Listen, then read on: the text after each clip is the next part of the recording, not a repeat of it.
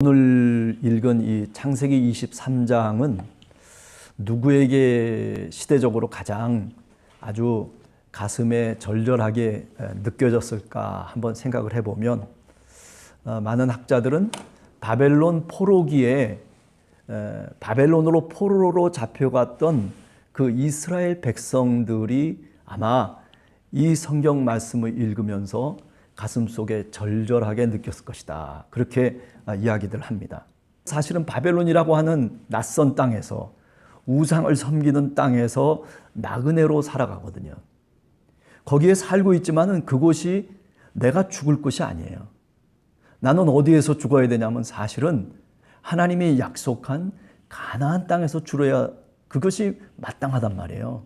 바벨론의 포로로 잡혀왔던 많은 이스라엘 백성들은 자신들의 기도의 제목이고 그것이 소원이었는데 그게 이루어지질 않는 거예요. 그죠?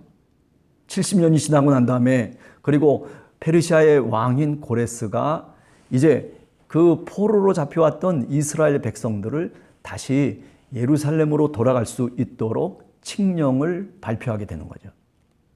그래서 우리가 잘 알듯이 에즈라를 통해서 또 느헤미야를 통해서 가나안 땅, 아브라함이 하나님으로부터 약속을 받고 사라가 죽어서 매장되어 있는 아브라함의 그 땅에 사실은 갈 수 있게 됐다라고 하는 것이죠. 어찌 보면 바벨론의 포로로 잡혀가 있는 이스라엘 백성들은 늘 가슴속에 기도의 제목을 갖고 있었을 거예요. 그것은 뭐냐면 다시 아브라함의 땅으로 내가 돌아가야 된다라고 하는 거죠. 그 땅은 바로 가나안 땅이고, 그 땅은 하나님이 약속한 땅이고, 그 땅은 하나님이 복을 주시마라고 그렇게 언약한 땅이죠.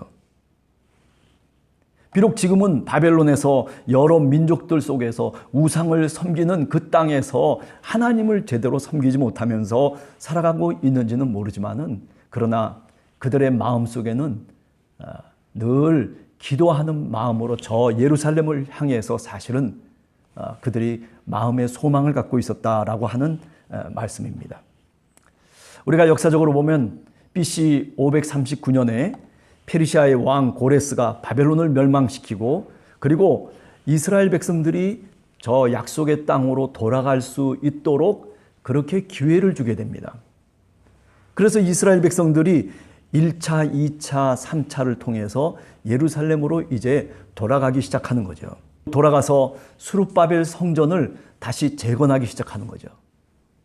그럴 때 우리가 잘 알듯이 그 약속의 땅, 아브라함이 기거했던 그 땅에 와서 하나님의 복을 받은 바로 그 땅에서 이스라엘이 다시 모든 것을 재건하는 데 있어서 굉장히 힘들었어요. 이방 민족들이 방해도 하고 또 여러 가지 어려운 문제들이 겹겹이 쌓여서, 그래서 사실 돌아와서도 힘든 삶을 살아요. 그러나 이스라엘이 하나님을 믿는 믿음으로 그 어려움을, 그 난관을 극복해 가기 시작하는 거죠. 그때 여러분들이 잘 아는 학개 선지자가 나와서 성전을 지어야 된다는 거예요. 그게 하나님의 뜻이고, 하나님이 오늘 우리 이렇게 예루살렘에 돌아온 우리들에게 명령하신 말씀이다, 그렇게 이제 학개 선지자가 얘기를 하게 되죠.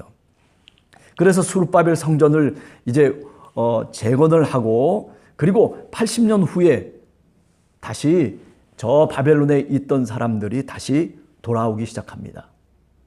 그게 바로 에즈라를 통해서 2차 귀환이에요.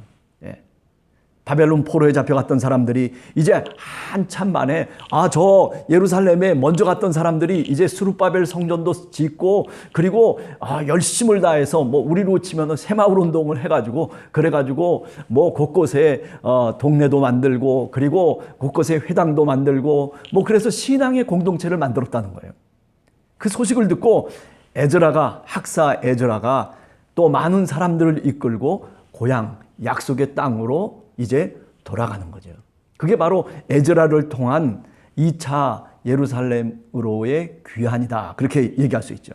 그리고 그 다음에 13년 후에, 그 다음에 느헤미야가 굉장히 높은 고관이었는데, 그런데 그 왕으로부터 유대 총독으로서의 어떤 권한을 부여받고, 많은 사람들을 이끌고 3차 다시 바벨론에서부터 이제 예루살렘으로 귀환을 하는 거죠. 이스라엘 백성들은 사실은 이 세상을 살면서 어찌 보면 나그네로 살아갔던 삶이 사실은 굉장히 많았다라고 우리가 단적으로 얘기할 수가 있습니다. 그 바벨론 포로에 잡혀갔던 그 이스라엘 백성들이 아마 이 사건의 이야기를 읽으면서 그래, 내가 우리 조상 아브라함 믿음의 조상이 사놓은 그 땅으로 가야지. 무덤에 묻힌 바로 그 묘지가 있는 그 조상의 땅으로 가야지. 그렇게 아마 분명하게 기도하고 그리고 마음에 소망했을 것이다라고 저는 생각을 합니다. 자, 이거는 이제 배경적인 얘기고요. 자, 이제 23장으로 들어가서 보면 저는 본문을 쭉 읽어보면서 한 두세 가지 정도를 우선 생각하려고 합니다. 우선 첫 번째는 뭐냐면 아브라함이 사라를 얼마나 사랑했을까라고 하는 거예요. 사라보다 아브라함은 몇 세가 더 많습니까? 10살이 더 많아요. 그러니까 이 당시는 아브라함이 137세예요. 예. 그러나 어떻게 보면 한 여인, 자신의 동반자로 지금까지 자기를 위해서 희생했던 한 여인의 죽음을 보면서 그는 처음으로 이제 마음에 여기 오늘 성경 말씀을 보면 슬퍼하고 애통했다라고 얘기하고 있거든요. 23장 이전에 아브라함이 이렇게 슬퍼하고 애통했다라고 하는 표현을 갖고 있는 본문의 내용들은 없어요. 비록 이스마엘이 자신의 집에서 떠나가고 그리고 쫓겨나갔을 때에도 이렇게 아브라함이 슬퍼하고 애통했다라고 하는 말은 안 해요. 그런데 오늘 23장에서 바로 자기 아내가 죽은 그 죽음을 통해서 아브라함은 이제 인생의 깊은 슬픔을, 그 애통함을 비로소 더 깊이 느끼게 된 것이죠. 뭐 여러분들이나 저나 사실 인생을 살아가면서 가장 그래도 내 옆에서 나와 함께 같이 마음을 나누고 그리고 나와 같이 인생의 시간을 같이 공유하는 사람은 아마 아내뿐이라고 저는 생각을 해요.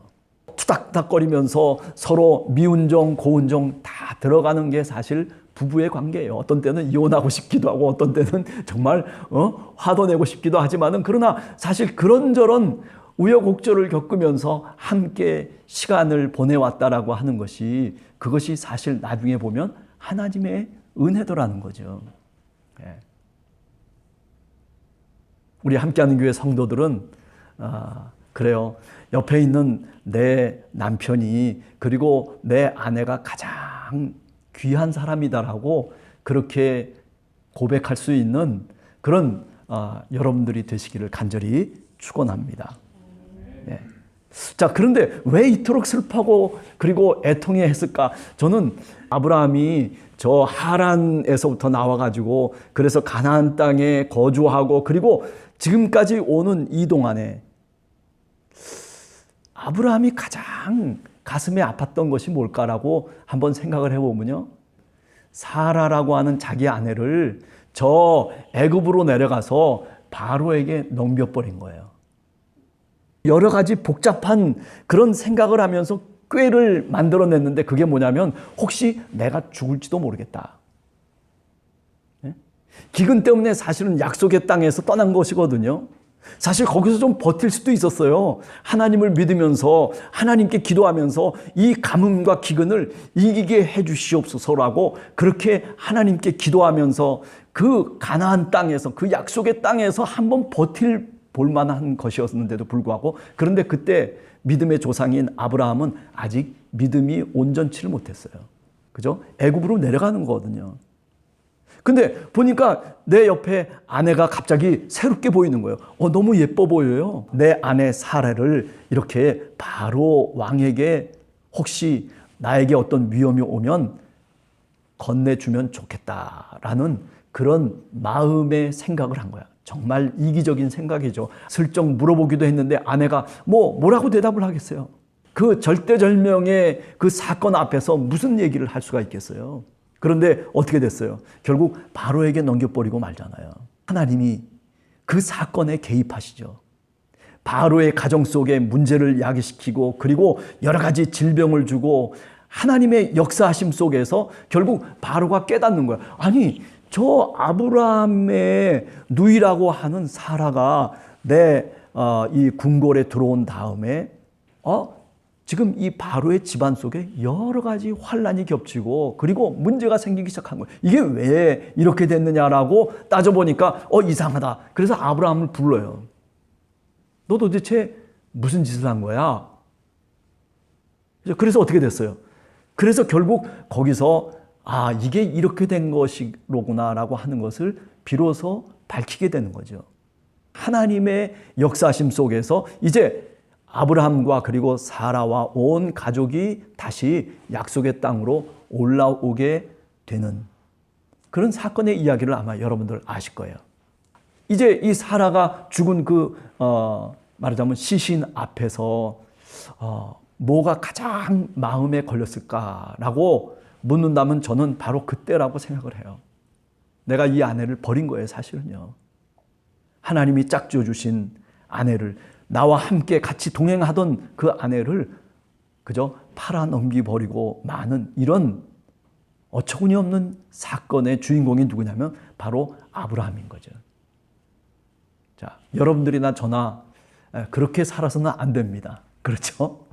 될 수 있으면 우리가 옆에 있는 아내가 아무리 뭐라고 그냥 나한테 신경질도 부리고 그리고 뭐라고 이야기하고 간섭도 하고 막 그래도 어떤 땐 짜증도 나지만은 그러나 그것을 참아내고 이 내 아내가 하나님이 짝져 주신 아내다 생각하고 그리고 같이 함께 손을 잡아야 돼요. 사랑해야 돼요. 제가 이제 나이를 먹고 보니까 가장 사랑해야 될 대상은 누구냐면은 자식도 아니고 그렇다고 부모님도 아니고 누구냐면 바로 내 아내다. 그렇게 생각을 합니다. 아멘? 네, 그렇습니다. 아멘입니다. 그렇기 때문에 오늘 이 2절에 보면 사라를 위하여 슬퍼하고 애통했다. 네.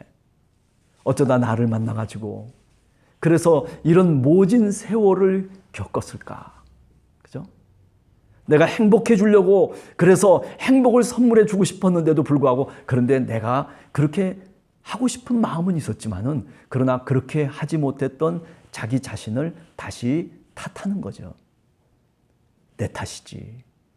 그래, 순간순간 기억 속에 생각나는 그 사건들을 아내와 함께 같이 겪었던 그 사건들을 마음속에 기억해내면서 아마 아브라함은 바로 내 탓이었지라고 그렇게 느꼈을 거예요.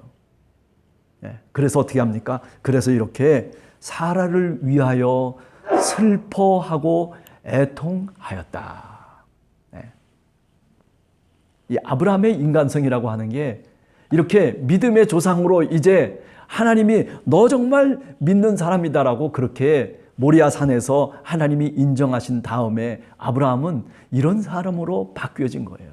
아브라함아, 아브라함아 부르시면서 그러면서 이제 내가 네 믿음을 알았다라고 하늘로부터 하나님 아버지의 소리를 듣고 그리고 그가 다시 새로운 삶을 살기 시작할 때는 과거의 삶과는 굉장히 달랐을 거예요.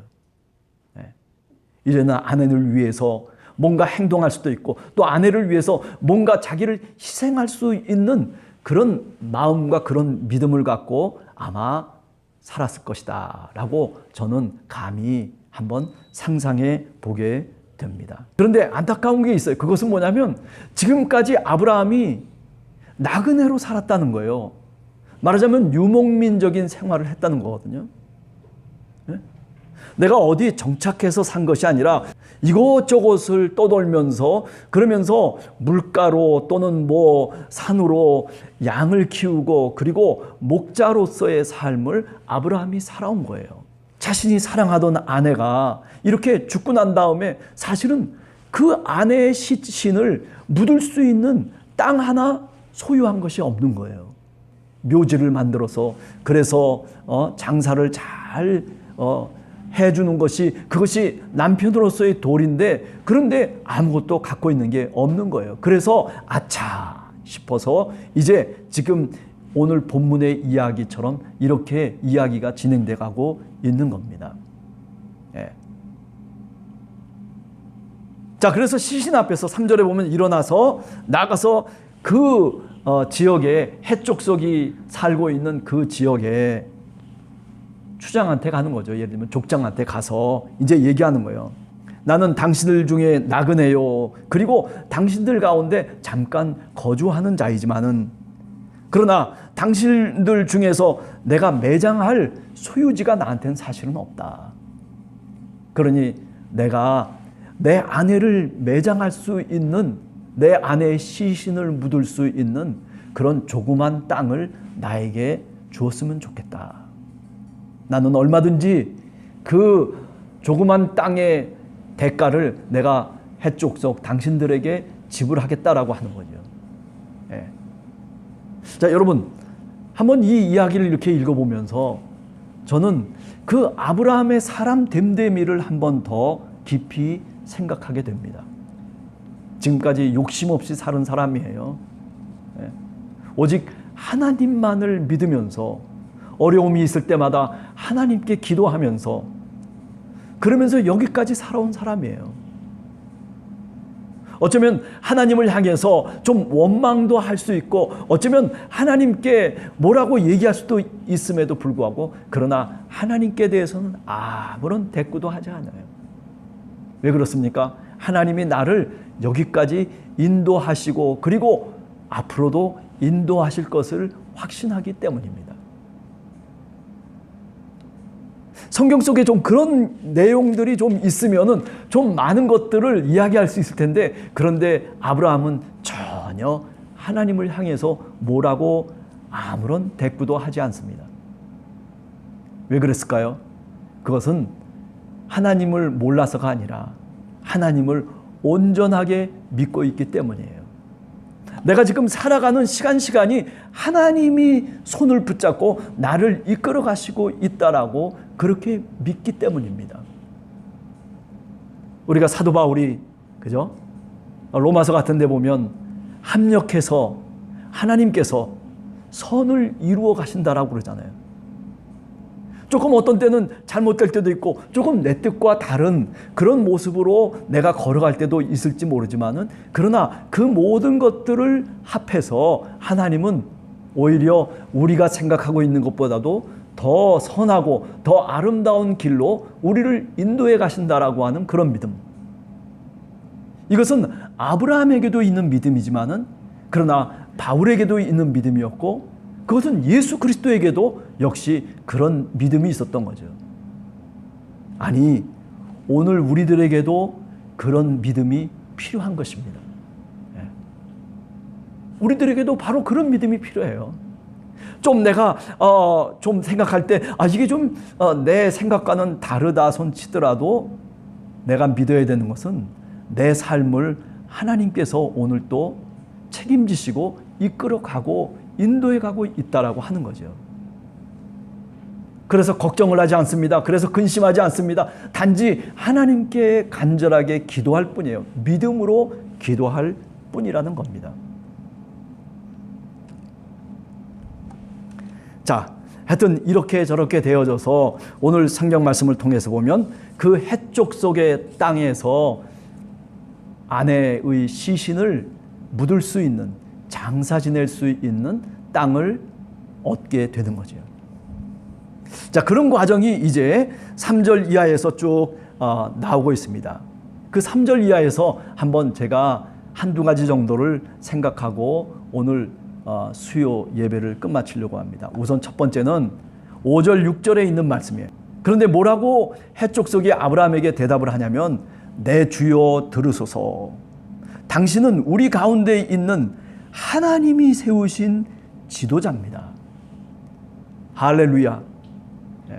아니, 해족속이 그죠? 하나님을 믿는 족속이 아니에요. 이방 족속이에요. 말하자면 가나안 땅에 거주하고 있는 토착민이란 말이에요. 당신은, 아브라함 당신은 우리 가운데 있는 하나님이 세우신 지도자입니다. 저는 오늘 우리 크리스찬들이, 우리 믿음의 사람들이 좀 이런 아브라함의 모습을 우리가 믿음의 사람으로서 좀 갖추었으면 좋겠다라고 하는 생각을 해요. 내가 꼭 잘난 체하고 내가 똑똑하고 내가 어떤 지위가 높아가지고서의 문제가 아니라, 비록 나그네로 살아가고 있음에도 불구하고 많은 그 해쪽 속의 사람들은, 이방 민족들은 뭐라고 얘기하냐면 저 사람이야말로 하나님의 사람이라고 얘기하는 거예요. 어떻게 행동했길래 이렇게 해쪽 속이 아브라함을 인정하고 있느냐라는 거예요. 아니, 아브라함을 인정할 뿐만 아니라 하나님을 인정하고 있는 거예요. 예수 그리스도를 믿는 크리스찬이라고 우리가 늘 얘기하는데, 그런데 남들이, 그죠? 저 사람은 정말 크리스찬이야, 저 사람은 정말 예수를 믿는 사람이야 라고 그렇게 인정받을 수 있는 그런 신앙인으로 오늘 우리가 우리 삶의 자리 속에서 과연 살아가고 있느냐 하는 그런 질문을 우리 스스로 던지게 되는 겁니다.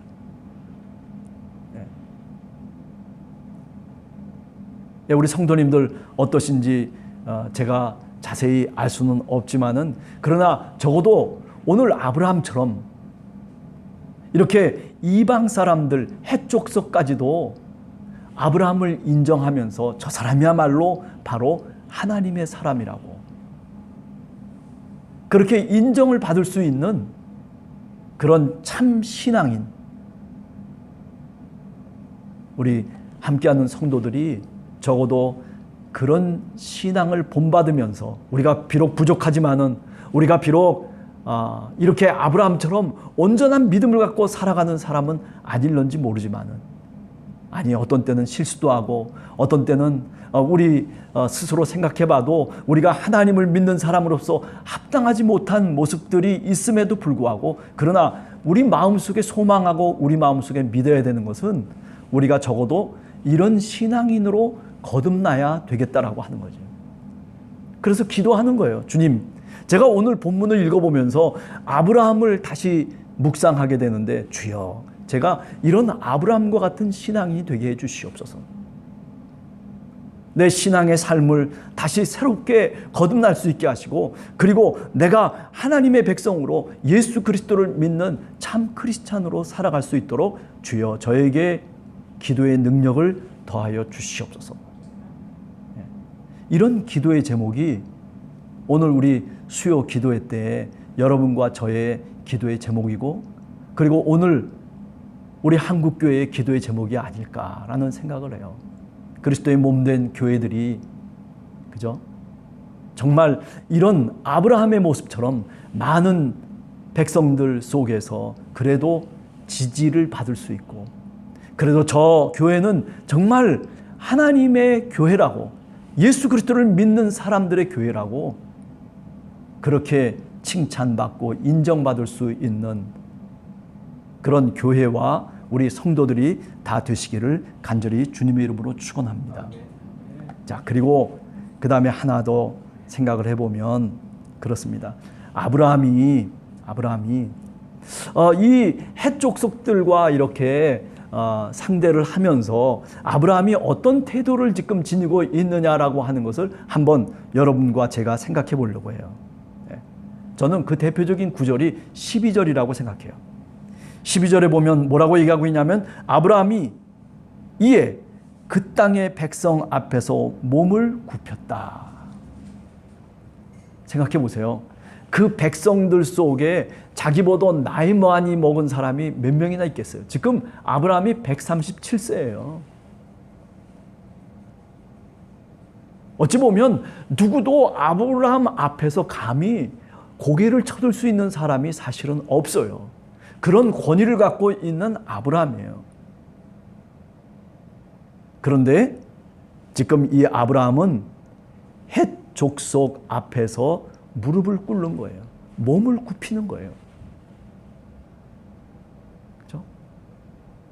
우리가 대인관계를 맺어가면서, 인간관계를 맺어가면서, 우리가 직장이나 또는 우리 삶의 자리 속에서 우리는 사람과의 긴밀한 관계 속에서 사실은 살아가요. 장사도 하고 어떤 사람들은 또는 여러 가지 계약 관계도 맺고 뭐 많은 사실은 인간관계를 맺으면서 이해관계 속에서 사실은 우리가 살아가고 있거든요. 그런데 오늘 성경 말씀을 보면 이 아브라함은 먼저 어떻게 해요? 백성들 앞에서 몸을 굽혔다는 거예요. 물론 그 땅을 사야 되는 그런 이해관계가 섞여져 있지만은 그러나 아브라함의 태도는 항상 이와 같았다라고 하는 겁니다. 그렇다면 믿음의 사람들이 우리가 살아가는 세상 속에서 어떤 모습으로 살아가야 되는지에 대한 답이 여기에 있는 거죠. 내가 직장에서나 또는 내가 살아가는 삶의 자리 속에서 그곳이 어디든지 간에 이처럼 아브라함처럼 나를 굽힐 수 있는 그런 마음과 자세가 사실은 이게 하나님이 주신 믿음의 사람의 참모습이라는 겁니다. 어떤 때는 내 자존심을 세우고 싶어요. 저도 40대 때는 저 포항제일교회에서 부목사 생활할 때 가만히 생각을 해보면 그죠? 그 장로님하고 그냥 막 대결하면서 싸웠어요.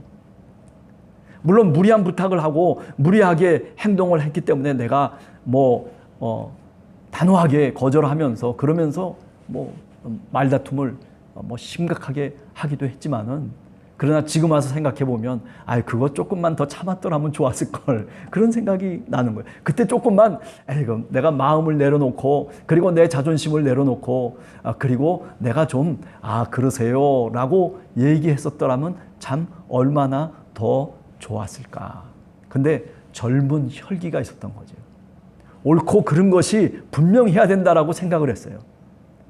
그런데 이제 나이가 70 가까이 되니까 이제는 옳고 그른 것이 그게 그렇게 중요한 것이 아니다라고 하는 것을 이제 비로소 깨닫게 되는 거예요.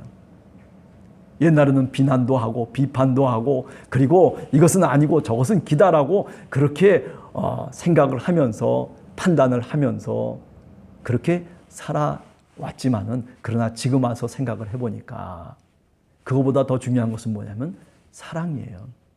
용서하는 거예요. 그거보다 더 중요한 것은 뭐냐면 내가 저 사람의 손을 잡아주는 거예요. 그거보다 더 중요한 것은 뭐냐면 오늘 이 12절의 말씀처럼 내가 몸을 굽히는 거예요. 그게 사실은요 세상을 이길 수 있는 힘이 되는 겁니다. 그럼 비굴하게 살으라는 얘기입니까? 그런 얘기가 아니죠. 예수 그리스도가 이 땅에 오셔서 살아가셨던 그 삶의 모습이 사실 몸을 굽히며 사셨던 모습이에요. 안 그렇습니까?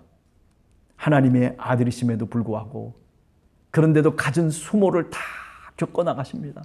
아니 그 못난 제자들을 그저 탓하지 아니하시고 그래도 못나도 끝까지 그들의 손을 붙잡고 가셨던 바로 우리 주님 예수 그리스도의 모습이 바로 뭐냐면은 오늘 12절에 나오는 아브라함이 백성들 앞에서 몸을 굽혔던 바로 신앙인의 모습입니다. 그래요. 우리가 이제 한 주간을 또 살아갑니다. 이제 또 수요일까지 우리가 살아가면서 오늘 이 아브라함의 이야기를 한번 마음속에 좀 담으면서 우리가 한 주간을 기도하면서 살았으면 좋겠다라는 생각을 오늘도 다시 한번 하게 됩니다. 여러분 한 주간도 힘있게 그리고 이렇게 아브라함을 묵상하면서 한 주간도 살아갈 수 있는 신앙인들이 다 되시기를 간절히 주님의 이름으로 축원합니다.